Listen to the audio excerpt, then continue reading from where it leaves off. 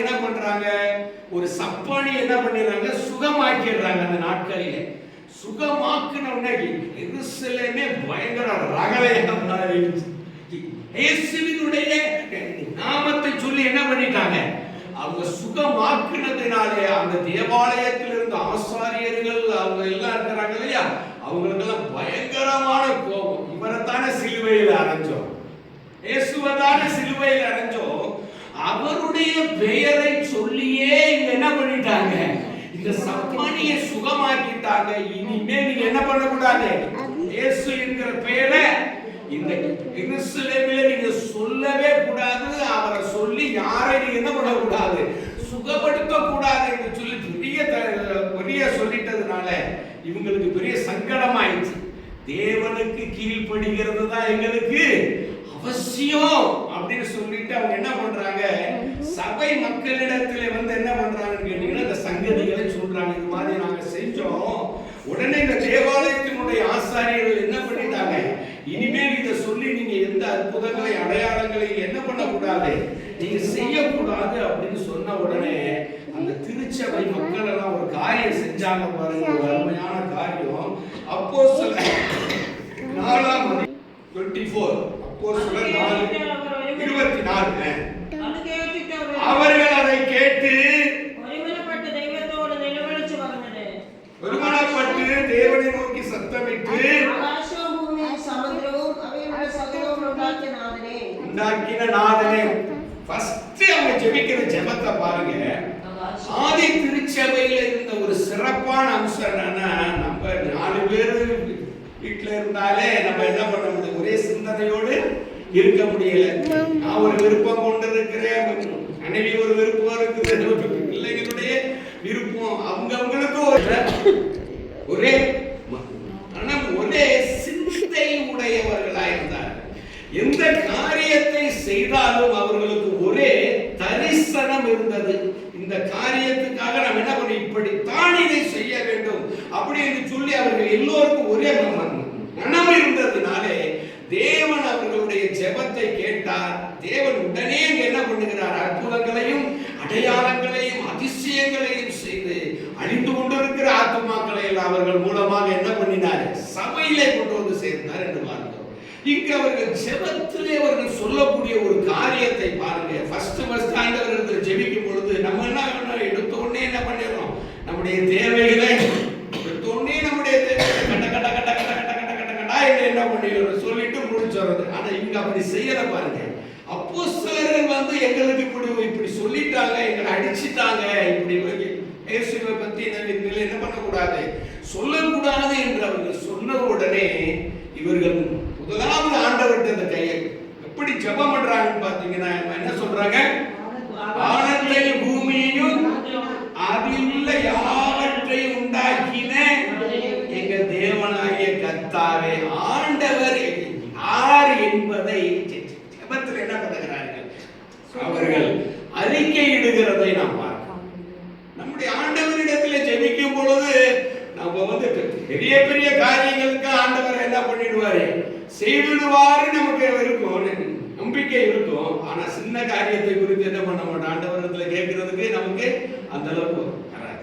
ஆனா இங்க பாருங்க, வானத்தையும் பூமியையும் உண்டாக்கின தேவனாகிய கர்த்தாவே என்று சொல்லி தேவனை யார் என்பதை குறித்து ஜெபத்திலே முதலாவது அறிக்கை செய்கிறவர்களாக இருக்க. நம்முடைய தேவனை குறித்து நீங்களும் நானும் ஜெபத்திலே ஃபர்ஸ்ட் என்ன பண்ணணுமா, அறிக்கை செய்ய வேண்டும். அவர் சர்வ வல்லமையுள்ள தேவனாய் இருக்கிறார் அல்லவா, அவர் பெரிய காரியங்களை செய்கிறார், அவர் அதிசயங்களை செய்கிறார், ஆச்சரியமான காரியங்களை செய்கிறார் என்றெல்லாம் நாம் என்ன பண்ணியிருக்கிறோம், நாம் அறிந்திருக்கிறோம். நம்முடைய சொந்த ஜீவியத்தில் கூட ஆண்டவர் எவ்வளவோ நன்மைகளை என்ன பண்ணியிருக்கிறார், நமக்கு செய்திருக்கிறதை நாம் என்ன பண்ண வேண்டுமா, ஃபர்ஸ்ட் ஜெபத்துல அதை நாம் அறிக்கை இடுகிற பிள்ளைகளாக.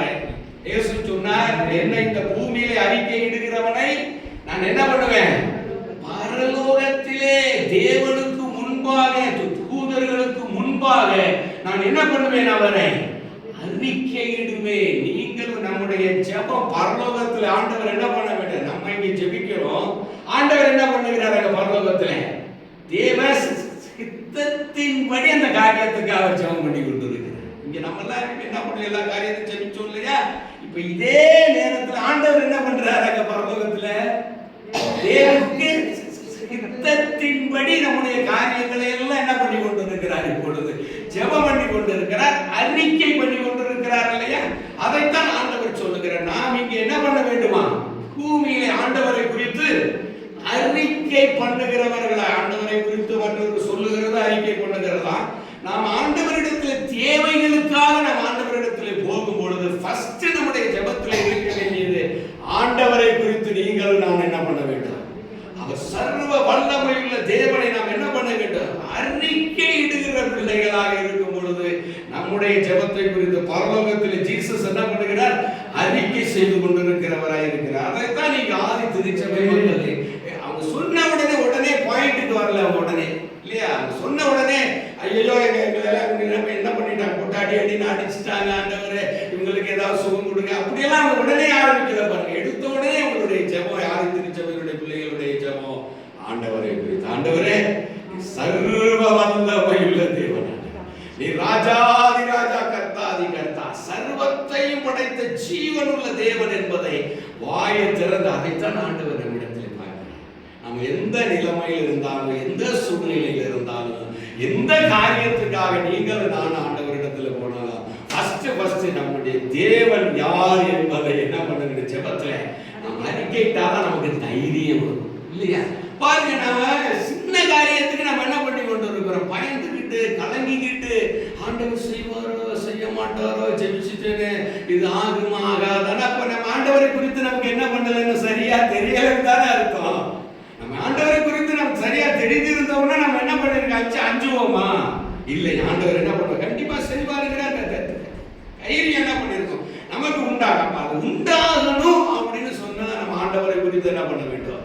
அவர் யார் என்பதை குறித்து நாம் ஜெபத்திலே, நம்ம சூழ்நிலைகள் பெருசு அல்ல, மற்ற காரியங்கள் நம்ம அதை காட்டிலும் பெரியவராக இருக்கிற, சாத்தானை காட்டிலும் பெரியவராக இருக்கிற, அவன் கொண்டு வருகிற காரியங்களை காட்டிலும் பெரியவராக இருக்கிற நம்முடைய சர்வ வல்லமையுள்ள தேவாதி தேவனை நாம் என்ன பண்ண வேண்டாம்? ஜெபிக்கிறதுக்கு முன்பாக அவரை நாம் என்ன பண்ண வேண்டும்? அவரை நாம் அறிக்கை செய்யும் பொழுது தேவன் ரொம்ப சந்தோஷப்படுகிறார். அப்பதான் நமக்கு தைரியம் உண்டு. நம்முடைய தேவன் யார்? அவரால் செய்ய ஆகாத காரியம் ஒன்று உண்டோ?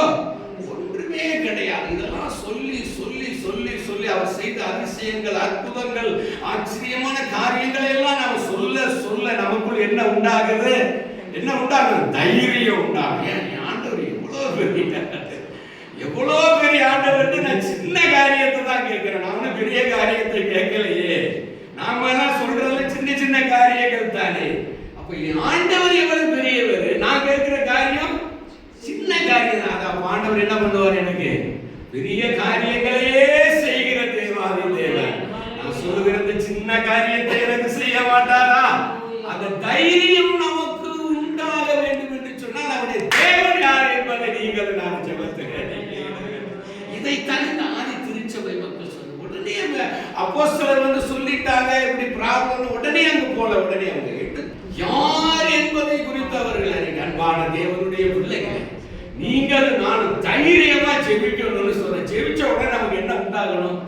தைரியம் உண்டாகணும். அப்பா கிட்ட நான் சொல்லிட்டு, நாம அப்பாவுக்கு நம்ம ஜெபிக்கிற காரியங்களை ஒரு தூசி மாதிரி நம்ம ஒண்ணு இன்னும் பெரிய காரியங்களை ஆண்டவரிடத்துல கேட்கவே இல்லை.